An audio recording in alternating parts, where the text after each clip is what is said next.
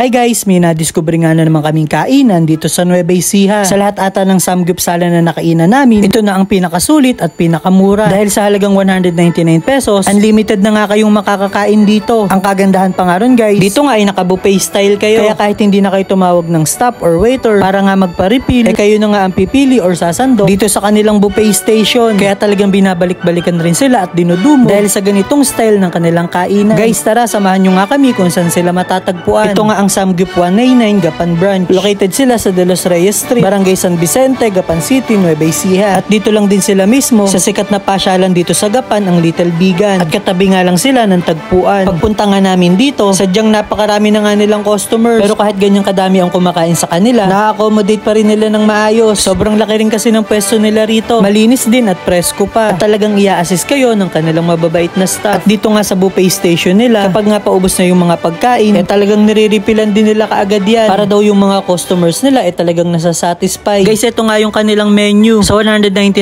pesos nga na i-avail nyo, meron na kayong unlimited plain pork, unlimited spicy pork, unlimited kimchi rice at plain rice. At lahat nga ng side dishes na yan, makakain nyo ng unlimited. Kung yung 249 pesos naman ang i-avail nyo, mag-add nga sila ng ibang flavor ng pork at unlimited chicken yakiniku. At kung sa 349 pesos naman, unlimited pork, unlimited chicken yakiniku at unlimited beef na plain or marinated. At unlimited siomai nga rin sila. At lahat nga ng set na yan may kasama ng paste at ang napaka-creamy nilang cheese. At dahil kompleto na nga yung set na inabail namin, nag-grill na nga si Angelo ng mga meat. At habang inaantay nga naming maluto yan, tinikman na namin ang kanilang mga side dishes. Ang unang tinikman ko nga rito ang kanilang sour cream marblets. Okay nga din to guys, masarap. Bumagi nga yung flavor na inilagay nila sa patatas. Pwedeng-pwede nga to pampatanggal ng umay. Ang sinunod naman ni Angelo ang kanilang fish cake. Nagustuhan niya nga din daw to. At dahil paborito niya nga yan, talagang nakailang balik siya dun sa buffet station. Ang sinunod ko naman ang kanilang japchae. Ganitong timpla talaga yung hinahanap ko kapag nakakakain ako nito. Tapos yung texture nga ng noodles niya, tamang-tama nga lang din yung pagkakaluto. Kaya nagustuhan ko rin to. Ang next na tinikman nga ni Angelo, itong kanilang wanjajon or Korean meatballs. Mas masarap nga to kapag isasabay mo sa kanin. Talaga nga namang dito pa lang mabubusog ka na. Lahat naman ng side dishes nila rito, masarap at siguradong re-refillan mo din kaagad. Nung naluto na nga itong mga meat, dinip ko na nga rin yan sa masarap nilang cheese. At itatry nga natin dito sa kanin. Guys, grabe to. Talaga nga namang napakasarap kumain. Tapos ganito pa nga kasarap yung food tripin mo lagi. Ewan ko na lang talaga. At si Angelo na nga ang magpo-food trip. Idinip nga rin niya yan sa cheese. Mas sumasarap nga yung meat kapag may cheese ng kasama. Tapos sabayan mo pa nga nitong kimchi rice. Talaga nga namang panalong panalo. Guys, ito talaga yung masarap dyan. Kukuha ka ng konting meat. Tapos ididip mo dito sa cheese. Ilalagay mo nga dito sa fresh lettuce. Lalagyan mo pa ng konting kimchi. Tapos sabayan mo pa nga ng fish cake. Tapos balutin mo nga na parang siomai. At idip mo na nga dito sa sweet chili sauce nila. Grabe to guys. Kahit siguro araw-arawin mo yung pagsasamgyup, hindi ka nga magsasawa. Basta ganito kasarap at kasulit yung kainan na pupuntahan nyo. Tinry nga din ni Angelo, ibang version naman yung ginawa niya. Syempre, nasarapan din niya yan. Mapaparami ka talaga ng kain nito. Basta fresh yung lettuce at masarap yung pagkakamarinate sa mga meat. Sigurado nga uuwi kang busog na busog. Guys, paalala nga lang po nila, kapag po may natira kayong pagkain, i-charge po sa inyo yun. Kaya kung magre-refill po kayo, tansyahin nyo nga lang din po yung kaya nyong ubusin. Guys, ang Samgyup 199 or Samgyup Burger, meron na nga silang 25 branches. Dahil nga sa pagtangkilik ng kanilang mga customers. Sa mga pupunta nga po dito sa store nila, ang store hours nila ng Monday to Friday from 12 noon to 10 p.m. Kapag Saturday and Sunday naman, 11 a.m. to 11 p.m. Guys, try nyo na nga dito. Siguradong sulit at mag-e-enjoy kayo kasama ang buong pamilya at buong barkada. Paano ba yan guys? Hanggang dito na lang. Kapag masarap ang food, siguradong good mood. See you on our next vlogs. Bye-bye!